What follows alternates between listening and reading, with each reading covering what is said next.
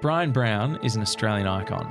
I was convinced that I had something was poisoning me and was going to kill me, and it was a headspace. I had anxiety. Bryan has worked with some incredible people over his career, including Paul McCartney, Tom Cruise, Judy Davis, Sigourney Weaver, Ben Stiller, and many, many more. Better say Sam Neill or he'll have the shits. Very good point. He should be in there. Sam Neill's always messaging the show. So I go out on this beautiful day. I remember thinking, if I was to die today, it's been the most perfect moment to have died. Bent down to light a match and World War III happened. I don't know if I'm dead. I don't know if I'm on fire. And I just come up screaming. Oh my God. Do you mind me asking what answers you came to in terms of what do I value? I valued being alive. The Imperfects invites you into a very safe place. A place where we share without judgment and drink heaps of vulnerability. Grab yourself a cup. This is the Vulnerabilitea House.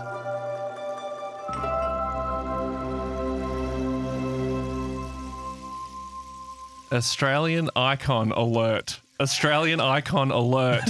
We have a legend in the tea house. We do. This is so exciting. Truly an honour, Bryan, to have you on the show. We've had some, really amazing people on this show, but you are The oldest. You are. That actually might be true.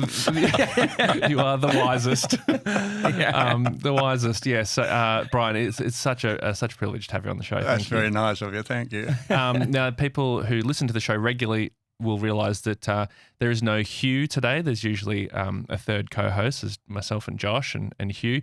Hugh's had a rough couple of weeks, so he's taking a few days off, bit of a mental health break. So you're stuck with the two of us, Bryan. Yeah. Good. I can handle that. Good. Thanks. I don't know if we can, but I'm glad you can. We'll see how we go.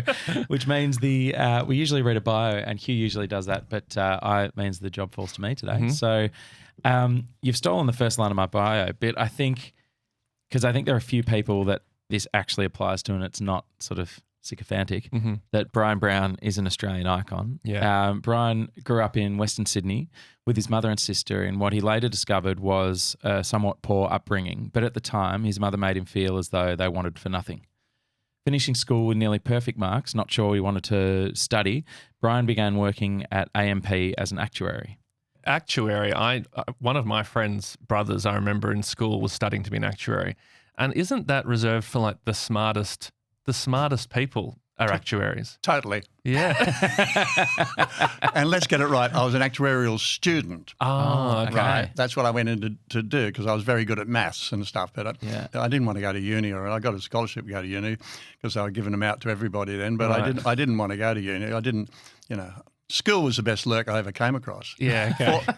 4 months holiday, play sport, you got mates. Yeah. You knew what the teachers wanted, so you just gave it to them. Yeah. I often wish I could go back to high school. I had a good high school experience. I was lucky, but I often wish I could go back to high school knowing what I know now and appreciating it for what it is. Mate, it's a lurk. Yeah, it's a lurk. I've never used that word before, but now I'm going to use it a lot.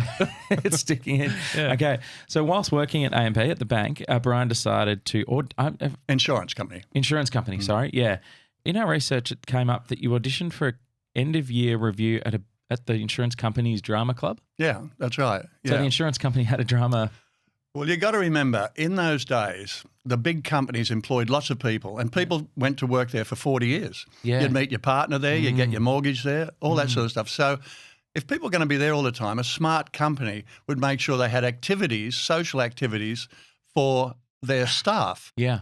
They'd have skydiving clubs, they'd have boat clubs, they'd have all sorts of things. Wow. Snooker clubs, they have all sorts of things, right?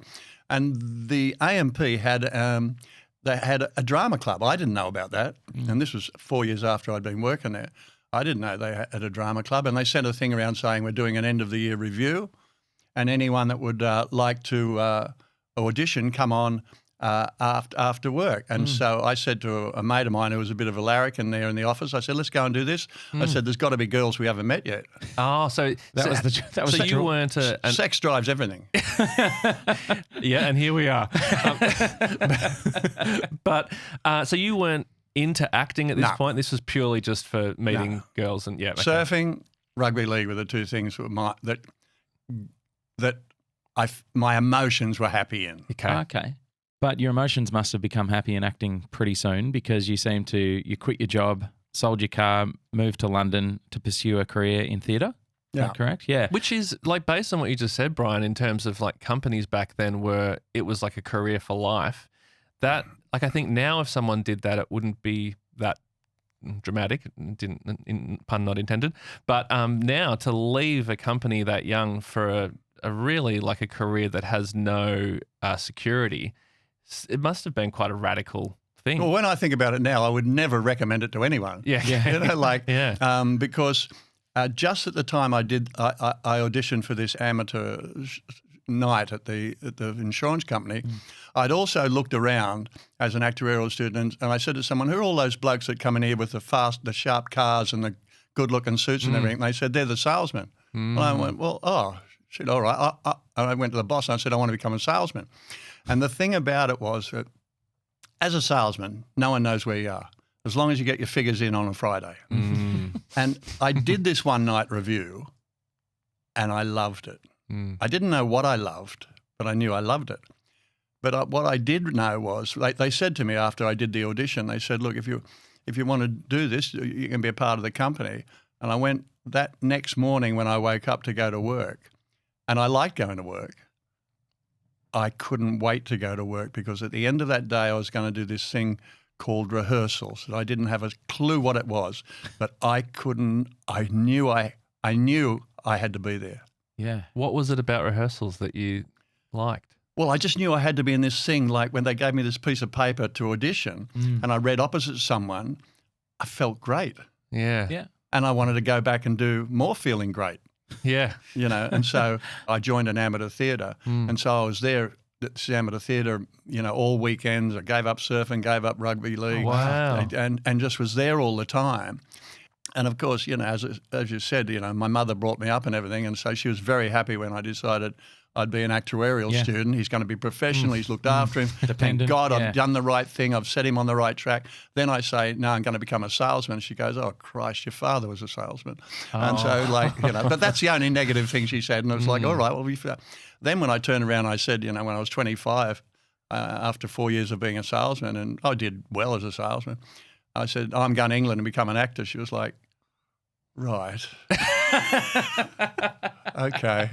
What's wrong with being a salesman? I'd say that's like, for a parent, that's very supportive response. Yeah. I know. I think about it now, and she never said, oh, darling, do you really think you should? She never said those things. Oh, really? Yeah. I'm very appreciative if she didn't. Amazing. Well, once getting to London, it says you just took every opportunity you could, moving from set to set, performing for schools, making friends with directors, and before long you were offered a 1-year contract with the National Theatre? National Theatre of Great Britain, yeah. Wow. Yeah, wow. And then since then, Bryan has worked with some incredible people over his career, including Paul McCartney, Tom Cruise, Judy Davis, Sigourney Weaver, Ben Stiller, many, many more in over 100 projects. Better say Sam Neill or he'll have the shits. So that's a very good point. He should be in there. Sam Neill's always messaging the show. In over 100 projects, including Break 'Em Around, Australia, Sweet Country, Cocktail, Two Hands, Gorillas in the Mist, many more. I can't name all 100. But back in 1983, Bryan starred in The Thornbirds, for which he was nominated for a Golden Globe and Emmy, and it was on this project that Bryan met Rachel Ward, whom he would marry only 10 months later.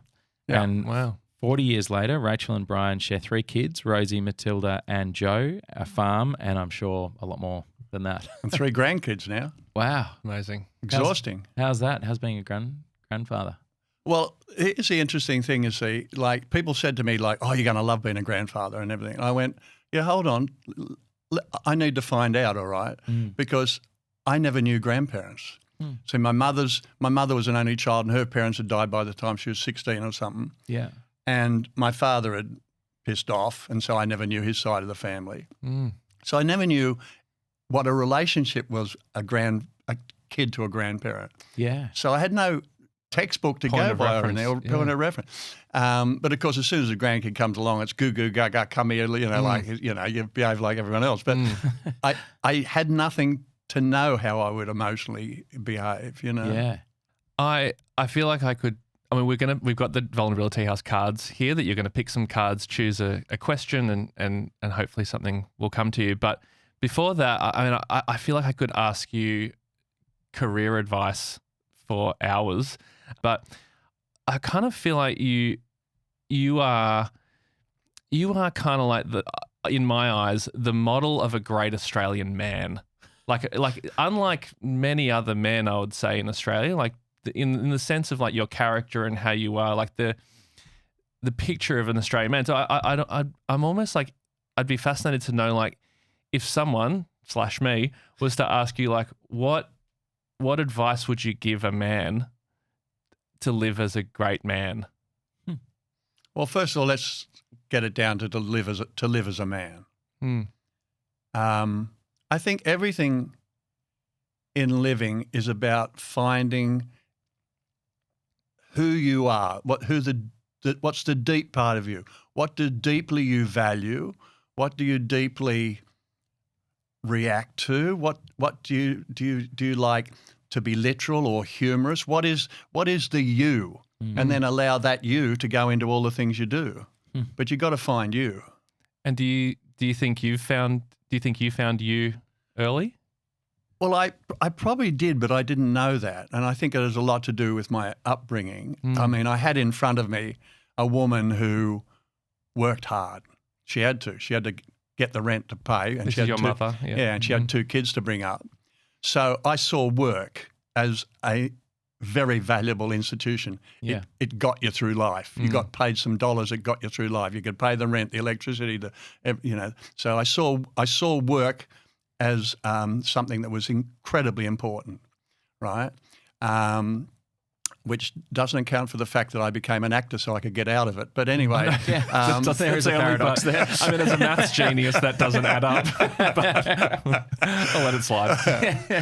But so I saw that. I also saw her values, her what was good or bad in terms of whether that was something that did disservice to something or actually made something better. So that was all in front of me. My mother was also quite silly and funny at times in there, so that was great. I saw someone who never whinged in her life. Never saw her cry, and God, she must have wanted to at times. Wow. Yeah. No, I just saw someone who just went, this is my lot, and by God, I'm going to make the most of it. And to her lot was bring up 2 kids and give them a chance at life. Gee, what a woman. Yeah, what a woman. Amazing. And it's interesting, the older I get, the more I go, what a woman. Yeah, yeah. And then I go, what a woman, I appreciate, the older I get, the more I appreciate it more. And I have this thing that, I just go, just give me 10 minutes, please, just so I can say thank you. Oh, yeah. Just give me another, just give me time. I don't think I thanked her properly, but we all think that. I'm saying this so my kids hear this and they'll... I'm ready. I'm waiting for the thank yous. We'll clip this up and send it to them. It's not a request, it's just a suggestion. Okay, so we've got these cards here, Bryan, and for those who haven't heard this show before, we have these deck of cards. We call them Vulnerabilitea House cards, and on each card there's a question, and hopefully one of those questions that you pick will invoke some memory, story, something from your life that is vulnerable. Right. So do I take the top 3? Take the top 3, yeah. And you can just read them out as you pick them up. And if you could relive one moment in your life, what would it be and how would you do it differently? Mm-hmm.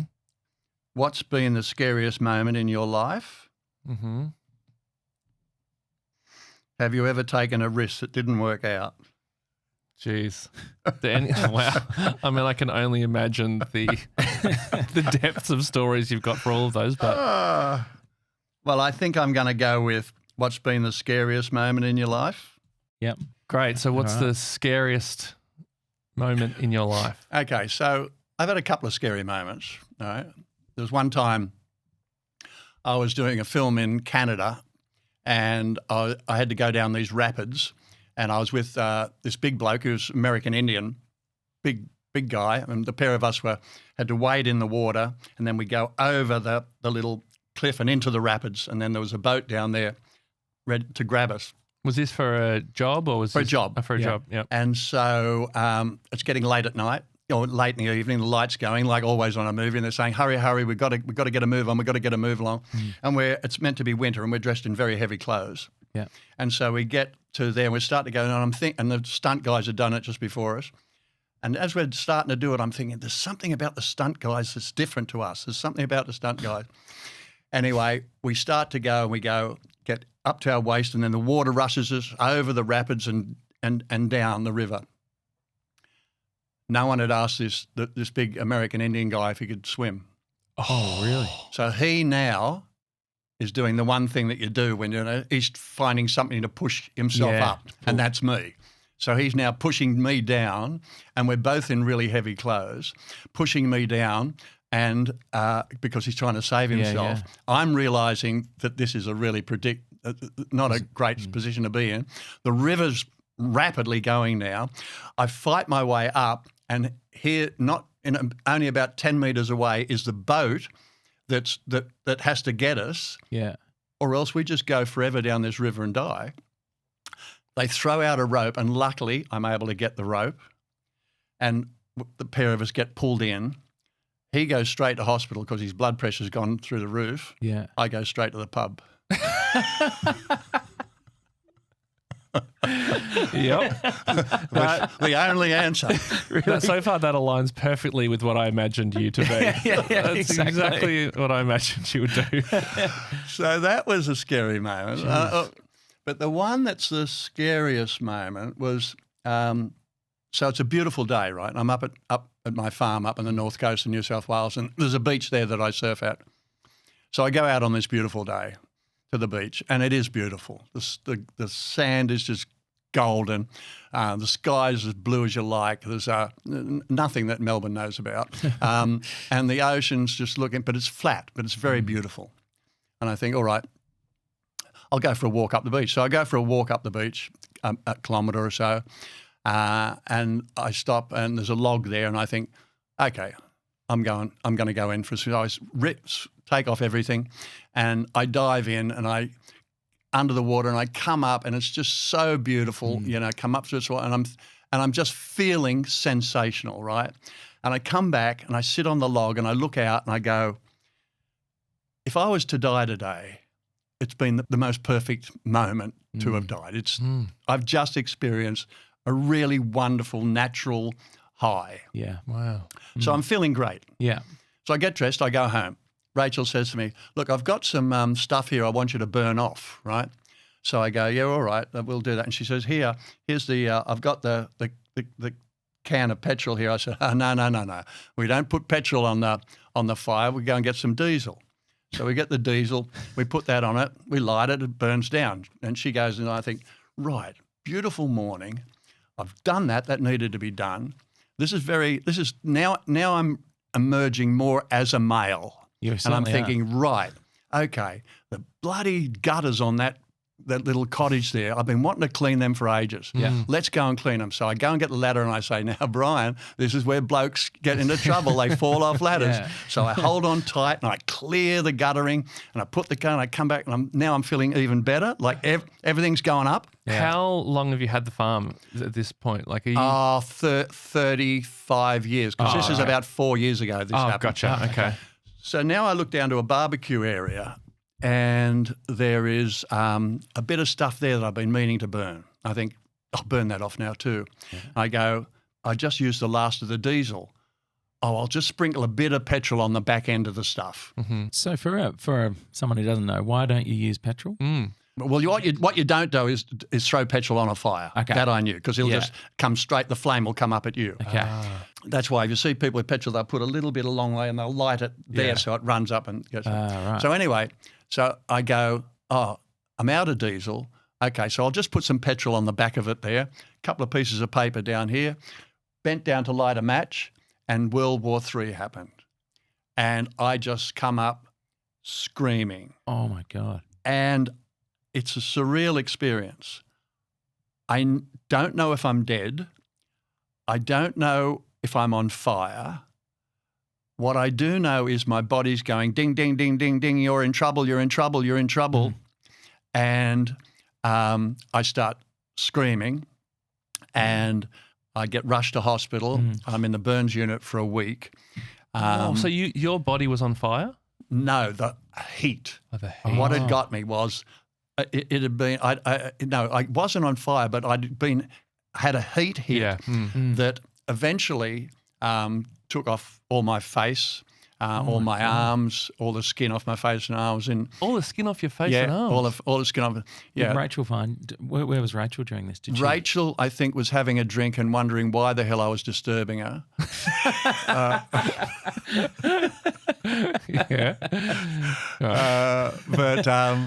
But I was rushed to the hospital and then they put stuff on me to take the heat out of my body. Then I was sent by plane down to Sydney and I was in the hospital there for a week.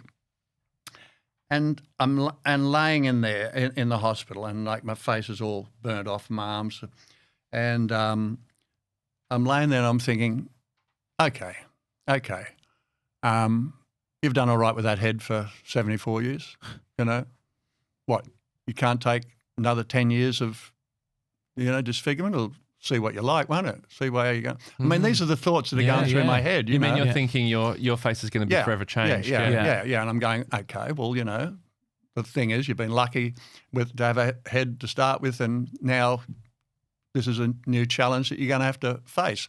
Well, the long and short of it is that I didn't get disfigured. I lost all the skin, which means this is all new skin, so I have to be very careful about the sun now, I've got to slather myself with stuff and everything. But it was one of those things where I remember thinking if I was to die today when I was on the beach, I'd be happy, and I nearly bloody did. Yeah. And it was... did that memory, when you were in hospital, did the memory of that earlier point in the day come back to you? Yeah. I remember thinking... I saw it as the whole journey from arriving at the beach, no surf, going for the walk, going, oh, what a lovely... how lovely this feels, and if I should die today, I'd be happy. I remember thinking that, then coming home, then doing, I'm going to do a job, clean up the place, all that. So there was a whole journey of life there that I was having to where I'm laying in a hospital bed at the end of it going, well, I may have a terribly burnt face and body from now on. And all in the space of an hour or 2 hours, that change to your life can happen. And we're all faced with that every day. I mean, you can walk out of here and someone, falls asleep at the wheel and hits you as you're going. Life can be quite momentary. So make the most of the moments always, I've never, touch wood, been in had an injury that significant that I've needed to be in hospital for an extended amount of time. But in that state, what are you, other than what you've just described in terms of your appearance and how you look, what thoughts are you having? Yeah. Silly bastard. That came past me at one stage. But I guess there was a profound time where I'm thinking I could be dead. I'm not dead. What do I value? So different thoughts did run through me like that. Do you mind me asking what answers you came to in terms of what do I value? I valued being alive. I remember thinking, okay, I could be dead. I'm not. I'm really glad I'm not. I'm enjoying life. I enjoy life. I enjoy this fact of being able to get up and breathe and say hello to my kids and my wife and friends and talk rubbish to people like you, I value that. Yeah. And I would not want to lose it for a while, but you can. Yeah. You can lose it in 5 minutes' time, so value it. Do you think there was a time before that where you didn't consciously value all those things? No, I think I did, but I don't think I'd had the time to really stop going, this could have ended right now. Yeah. Or even worse than that, because it could have ended in the river thing. But actually, no, you're not going to end it, but you could be walking around now facially very different to our, and some people have to do that. Yeah. And so probably it also makes me go, it's not what's up here and how we look that counts, it's what's inside us. Just teaches you once again to value stuff, what you got, you know. This could be a pointless hypothetical, but if this happened to you 40 years earlier, do you think you would have come to that conclusion as quickly? That's a really good question because I know the answer. No, I'd have been a screaming mess. Yeah, right. I reckon. Yeah. I think the fact was I was older. I'd had a life. Okay, this is something that's changed it. How are you going to now change that? You may have another 10 years in your life or something. It's very different to if I was 35. Yeah. Very different. And I thought about that. I don't think I would have had the ability to not toss it off, but think that way then. No. Yeah, absolutely. We have heard you talk a little bit about anxiety, and actually, interestingly, you mentioned your mate Sam Neill, and in our research, he was quoted as saying it really shocked him when you told him that you'd been suffering from or experiencing anxiety. Do you feel comfortable telling us a little bit about that? Yeah, what that sure. feels like and what it was for you? Sure, it was interesting. This is about 25 years ago. Yeah. The essence of it is about 25 years ago, and I was in Los Angeles, and I was shooting a movie with Ben Stiller and Jennifer Aniston, Along Came Polly. It was called. Yeah.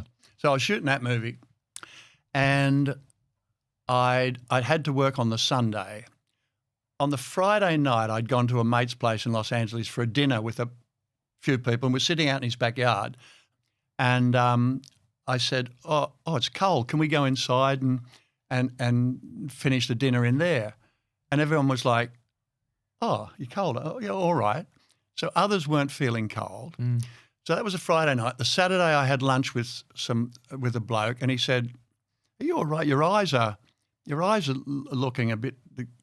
The colour seems wrong, and something wrong in your eyes, or whatever." Gee, that's very observational. Of that Yeah, person. I know. This bloke Yeah. was. He said something. Yeah, I said, "No, I'm all right." Then on the Saturday night, and I was to go to work on the Sunday morning, and I was then to fly home to Sydney on the Sunday, because I had a week off before I then had to go to Hawaii to finish the movie with Jennifer and Ben Stiller. And so the Saturday night, I pack up all my things. I go to bed, but I'm up quite a lot, peeing, quite a lot. Anyway, comes the Sunday, they pick me up. I've got my bags all packed to take with me. So we start shooting on the Sunday. I had to do a lot of stunts, stunt work and whatever. And I said to them, "Look, do you think, can we make this pretty quick? I don't want to do the stunts more than once or twice. If we've got it, we've got it." Because I said, "I'm feeling it not so great." I said, "I think I got maybe the flu coming on or something," because I'm flying out that night.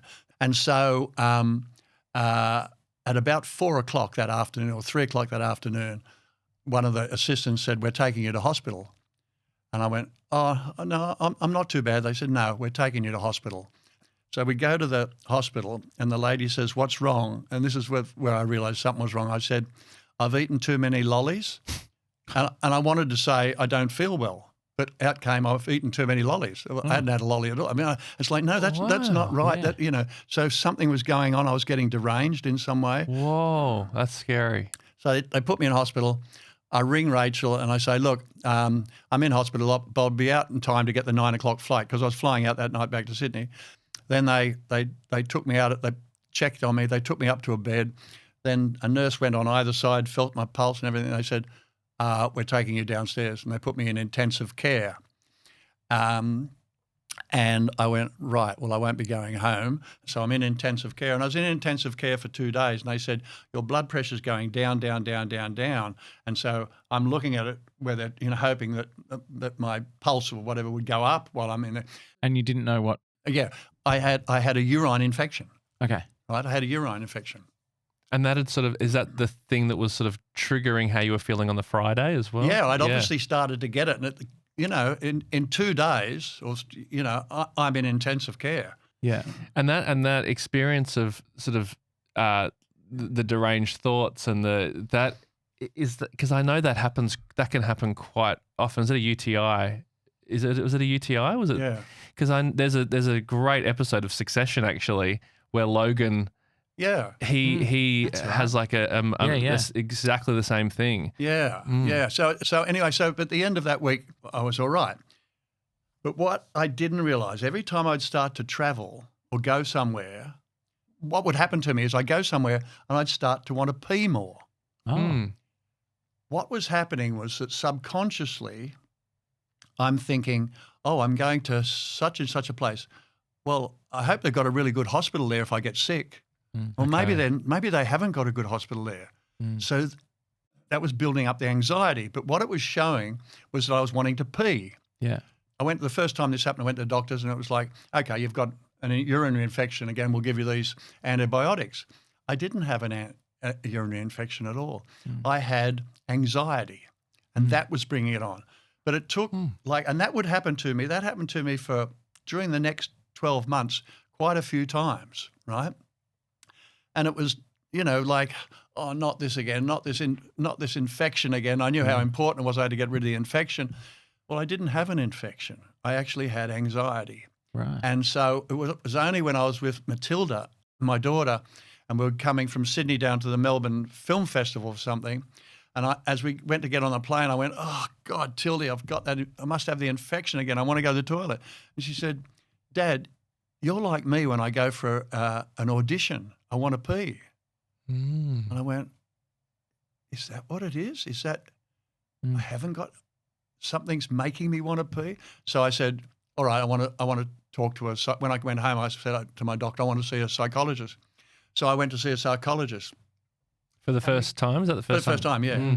And so what I discovered was that, like, what's going on in the back of the head was like, oh, you're going to this place. Oh, what if they haven't got a good hospital there if you get sick again and, you nearly died, after 2 days you're raced to intensive care and, like, will they have a good hospital? So all this stuff just goes through your head, which causes the anxiety. Yeah. And once I realised what it was, of course I never had the problem again. Oh, that's amazing. Yeah, it lifted because it's like, oh, I'm not infected.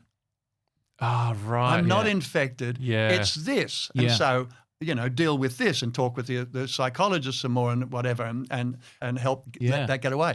But I was convinced that I had something that was poisoning me and was going to kill me, and it was a headspace. And so, but luckily Matilda said, Jesus, you're like me when I go for an audition, Dad. And I was like, really? It's a light bulb. I haven't got an infection. It's my head that's doing this. I'm sure there'll be one person listening you'll be there, Matilda. Yeah, I'm sure. Yeah. But the interesting thing about it was that it changed me too, because up to that stage, I'm pretty practical sort of bloke, and it's like people would say, oh, I'm depressed or I'm down, and I would think, oh, just pull your finger out and get on with it. Yeah. Because I came from a background of a woman who got on with it. Yeah. Right. And so I always saw that as like, oh, someone's whinging, whatever. When this happened to me, I couldn't get on with it. I needed help. Yeah. And how when it was when you were overwhelmed with what turned out to be anxiety, how debilitating was it for you? Well, mine was a physicalness of wanting to pee every bloody 10 minutes or every half hour. That physicalness of it, like disruptive of anything I was doing. And of course, that made me more anxious because I didn't know, am I going to get an infection that kills me in 2 times, so I've got to deal with this. So, but once I knew what it was, it made me a better person because I now, when someone else would come to me and say, I'm feeling down or I've got this, it's like, that's a real thing. Yeah. That's a real thing. That's a huge shift. Yeah, big shift. It was very good for me. Yeah, absolutely. Were there times where you didn't travel because you were so anxious? I'd try to make an excuse. Like Rachel wanted to go to Paris. She was doing some research. And this was about 4 months after I'd come back from LA. And she wanted to go to Paris for 6 weeks to do some research. And she said, come on, let's go to Paris. And I was like, I don't think I want. And I'd seen the psychologist at this stage, and we've been talking about it, and I said, I don't think I'm well enough yet to go over. And I went to see the psychologist, and I said, well, Rachel wanted to go, but I'm not well enough to go yet. He said, Bryan, go. Really? He said, go. You got to go. He said, you can deal with it. He said, ring me, whatever, and we'll, as you go on. But you got to go. So we did go. She was already there. And I remember flying to, I went to the toilet a couple of times on the plane. I got to Paris, and I rang him, and he said, how'd you go? I said, I'm here. I said, I've made it. He said, good, okay, well, ring me when the next thing, the next stage of it and all. So we stayed on top of it.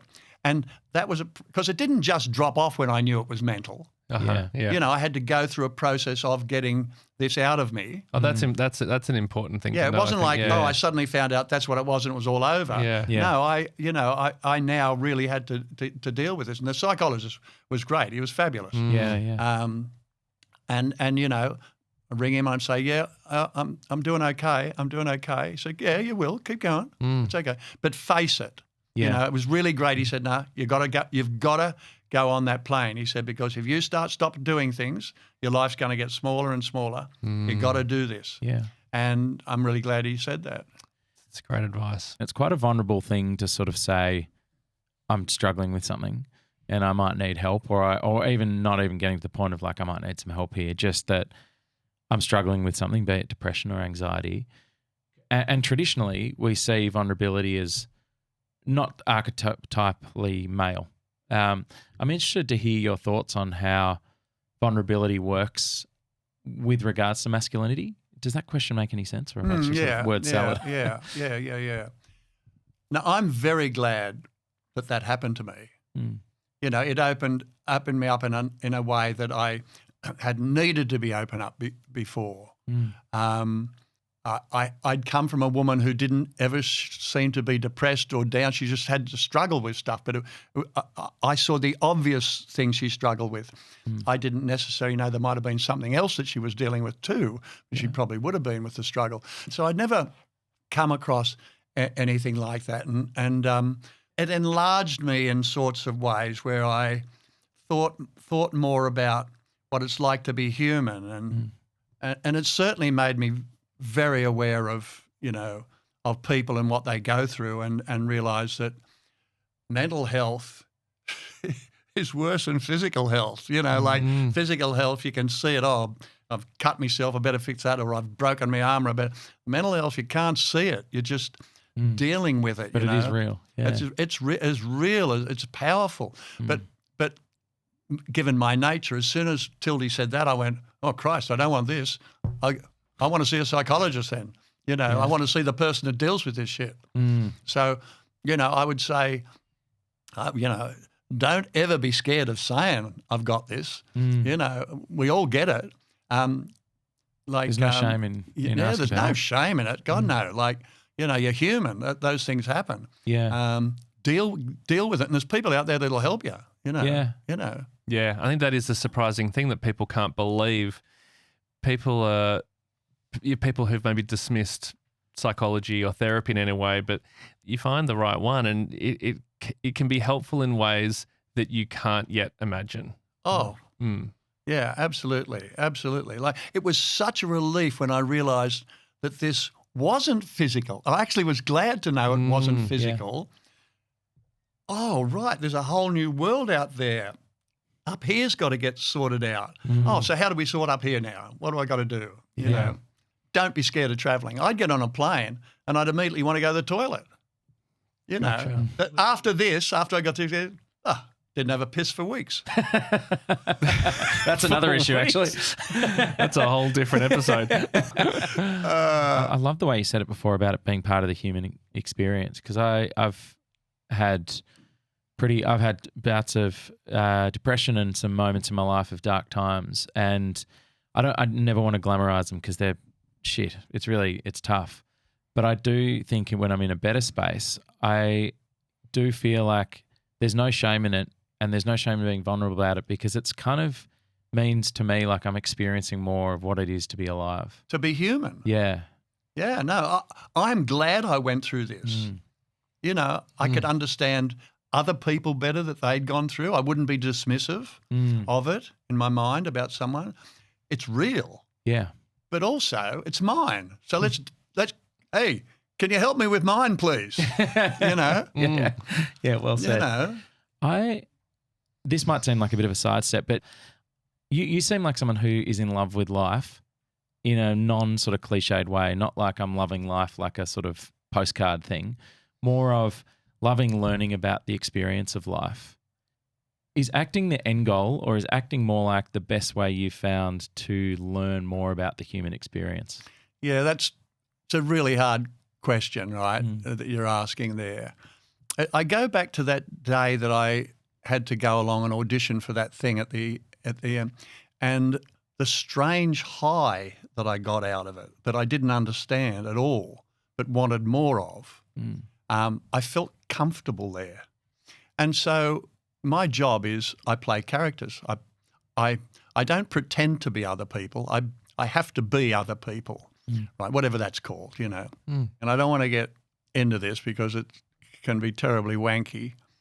But I think when you realise it's not pretending but being is a wonderful place to be. And it's got to be the same for a muso. It's got to be the same of anywhere in the arts, a ballet dancer, whatever, where suddenly you're not you're the thing that needs to be at that moment. You know, it's a great place to find yourself at, you know.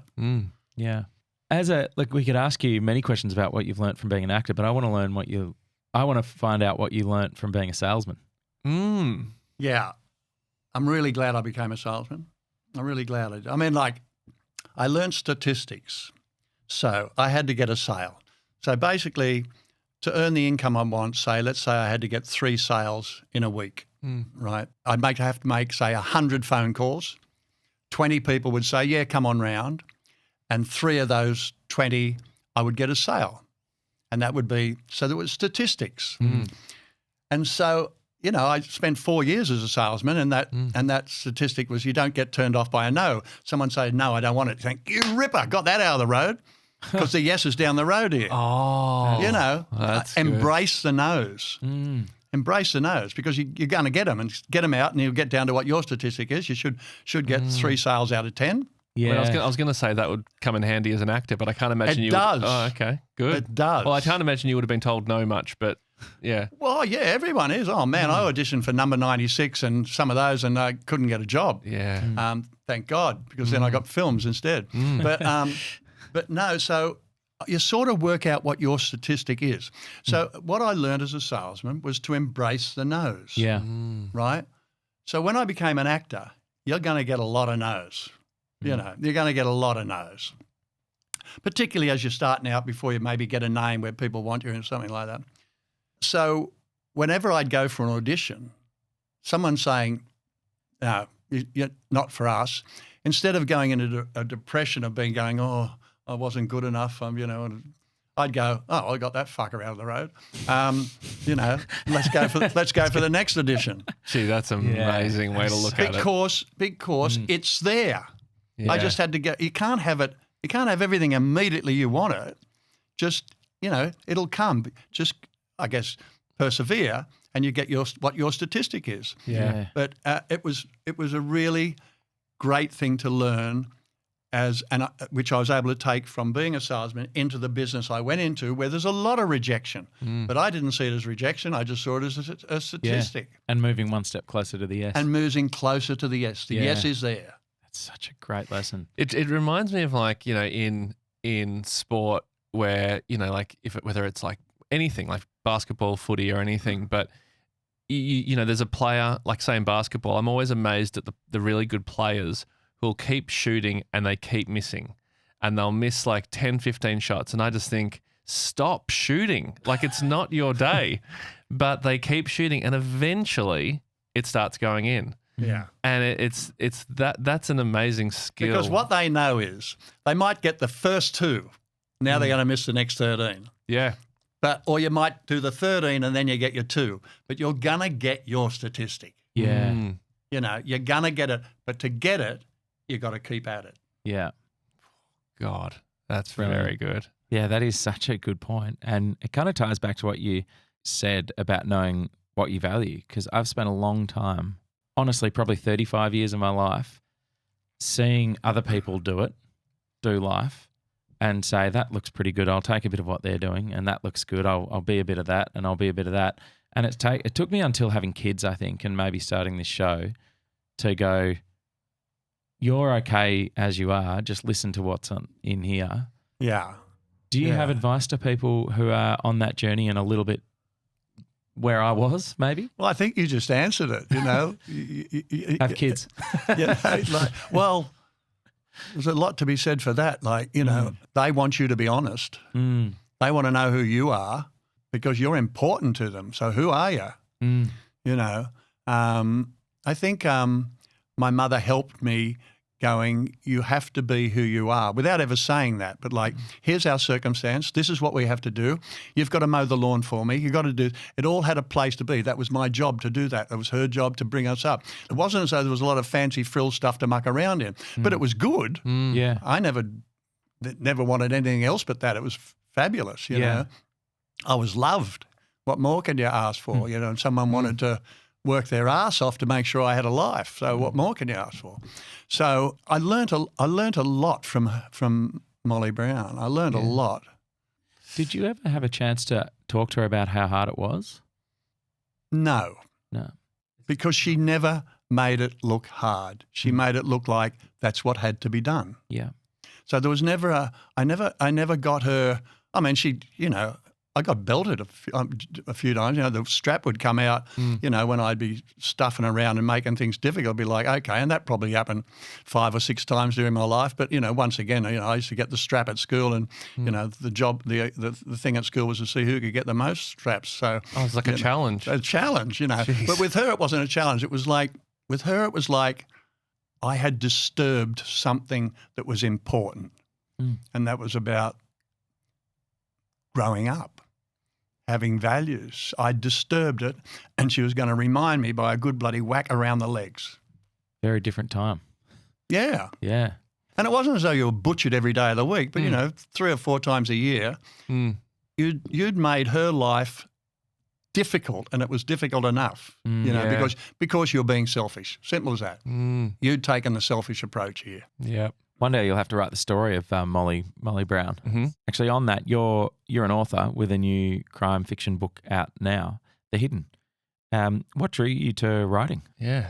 Yeah, good question. Well, making movies and television drew me to it. Like, I was watching CNN one night, and they were showing this group of people all around my vintage. And they were at a celebratory dinner. There was about 8 of them, men and women. And the celebration was that they'd all just been let out of jail in Hong Kong. And the judges said, you're not drug mules, you're stupid. And they'd all got caught up in cons, in scams, and got caught carrying something that they didn't know they were carrying. And I was watching that and I thought, if I was one of those people, if I was one of those blokes, I'd want to find out who did this to me. And I went, not a bad idea for a series, Bryan. Yeah. So I started to write this story of a bloke who's in that situation, comes back to Sydney and has to find out, and he's not a cop or anything, he has nothing to go by, he has to find the person that's behind this to him. So I started to write it. And so eventually I ended up with 17,500 words as a short story. Yeah. And a friend of mine, Jenny Byrne, who's a journalist, she read it. And she said, it's very good. She said, have you got any others like that? So it's crime. And I said, well, I did have one that I wrote 30 years ago, which was about a Australian couple who gone to America on a holiday, hire a car, breaks down, gets caught in the country, kidnapped. And I went back and looked at that and I went, that's very right. The style's very similar to this one. So, and then of course, once someone says, have you got any others? You know, I'm driving along the car one day and I'm thinking, there's things in your head and I'm going, what if Sam Neill was a thief? And I thought, right, well, he'd be useless, but We are going to get torn to shreds by Neil. I can see it now. But He's going to be trolling us in the comments. But I had a title, Sam the Thief. And I went, all right, who's Sam the Thief? So I started to write a story about who's Sam the Thief and what he'd done. And so then I had a bunch of short stories and that led to it. But it led to it through storytelling, not through writing. I was interested in the story, and that's what I've been involved in for 55 years, is telling stories, and I've worked with writers and all that stuff. So as Matilda said, someone asked Matilda about, is it surprising your dad's written a book? She said, no, it's just another platform for him to tell stories. Yeah. We wouldn't usually ask about celebrity friends or anything, but you've mentioned Sam Neill a few times. Yeah, they're mates. You've obviously got a really good friendship with him. I mean, male friendships, especially ones that I imagine has gone for a long time, how has that affected your life? How meaningful has that been? Well, I don't think many of us have a lot of close friends. I mean, I've got a lot of acquaintances. I've got a lot of acquaintances that I know quite well. But I've got a small group of people who I'd say are close to me that I'd go, I haven't spoken to so-and-so in 2 days, I must ring him. Other people I mightn't talk to for 3 or 4 years, and I bump into them and it's really lovely to see them, or I haven't worked with them, I'm going to work with them again. So I think it's a small group that works for me. And I don't know if that's because I came from a family that was like my mother, my sister and I. There was no outside family. Yes, there was friends and that, mum played piano at ballet class and all that sort of stuff, so I could have a perv on a Saturday morning. I'm sure that was her reason. We must let him have a perv. Bryan, I'm going to take up piano at the ballet only so you can come and perv on the girls. No other reason. Yeah. Of course, the really funny thing about that is I remember she used to play on a Saturday morning and I'd go to football and then I'd come back because I couldn't go home and I'd get dropped there, wait for her, and I'd have to wait an hour or so until she finished playing at the ballet class. And, I had to wait with all these girls there, And then one day I'm out the front, of the dancing place, and some of the other girls are out there. And these two blokes come down the street and they start talking to the girls. And I'm thinking, hold on, they're my girls. That makes perfect sense. You can't talk to my girls like that. I've put in the work. And I remember thinking, suddenly something's changed. I'm looking at the girls differently. Yeah. I'm thinking of them as like suddenly, and I remember it wasn't long after that before Mum said, we're leaving the ballet class. So she noticed you looking differently too. But it's so interesting, that moment from where, I don't know, the sexual attraction comes in. How old were you then? 5. Wow. No, you fool. Jeez. I was trying to act like that was normal. Yeah, no, same. I started dating at about 5 or 6. No, I was probably around maybe 10 or something like that. Yeah. But that thing where suddenly they were interesting in another way that you hadn't really thought of much. Yeah. You'd heard of girlfriend and boyfriend, but here was really like, oh, hold on. What's this feeling? Yeah. Who was your first girlfriend? Well, there was a girl called Susan Swain who I really liked when I was about 5, but I got one of my mates to send her over a couple of lollies that I'd bought at the tuck shop and tell her that Bryan Brown loved her. And so my mate went and told her that Bryan Brown loved her, and she said Bryan Brown's a sewer rat. So, so I gave up on her. That's top 5 most Australian stories I've ever heard in my life. A couple of lollies from the tuck shop and Bryan Brown's a sewer rat. Wow. I think she kept the lollies. Of course she did. Of course she did, didn't she? Yeah. She wasn't a fool. She wasn't a fool. No, she's not. Yeah. No, that's good. Wow. Well, Bryan, it's really been, I really wish we could talk for a long time. Yeah. It's been such a pleasure to meet you. My pleasure too, boys. Yeah. You're Thank you. Absolute legend, lovely, lovely man. So talented, incredible career. It's really a privilege to meet you. Thank you. Well, thank you. Thanks for having me on your show. Of course. You can come back anytime. I'm sure there's plenty more stories. We can get through that whole card deck. Yeah. Thanks, Bryan. Good on you. Thank you. If you liked today's episode of The Imperfects, or even if you didn't, you're still allowed to sign up to our weekly newsletter, My Imperfect Email, at theimperfects.com.au, and it has reflective questions every week and takeaways on that week's episode. The Imperfects is not a licensed mental health service and is not a substitute for professional mental health advice. treatment or assessment. The advice given in this episode is general in nature, but if you're struggling, please see a healthcare professional or call Lifeline on 13 11 14.